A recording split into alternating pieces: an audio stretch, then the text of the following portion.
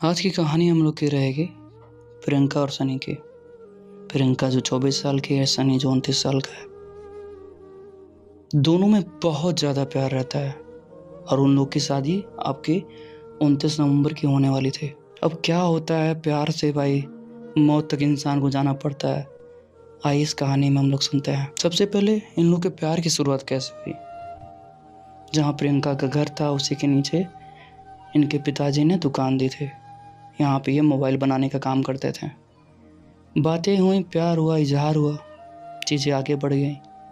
दोनों same caste थे, इसलिए कोई दिक्कत नहीं हुई शादी तय होने में। हर चीज़ हंसी खुशी चल रहा था जीवन में। फिर होता ये है कि एक रात दोनों में भाई झगड़ा होता है।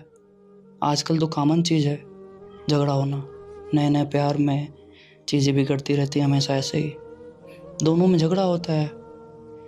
अब इतना नहीं पता रहता है आपका सनी को कि ये झगड़ा भाई मौत तक लेके चला जाएगा। रात में प्रियंका फांसी लगा के अपने आप को मौत के हवाले कर देती है। जब सनी को सुबह पता चलता है तो वो दौड़ता हुआ प्रियंका के घर आता है। फिर रोता है, बिलखता है। फिर वहाँ से वो चला जाता है उसकी लाश छोड़ के। फिर 1 घंटे बाद एक पोटली में कुछ सामान लेकर आता है। उसमें सामान रहता है आपका सिंदूर, साड़ी, और उनके घर वालों को मनाता है कि हमारी शादी करा दीजिए। क्या हो, प्रियंका इस दुनिया में नहीं है, अर्थी हुई रहती है। घर वाले मान जाते हैं। घर वाले जब मान जाते हैं तो पंडित को बुलाया जाता है। फिर सारी रस्में शादी की तरह की जाती हैं। प्रियंका के मरने के बाद भी वो लड़का उससे शादी कर लेता है।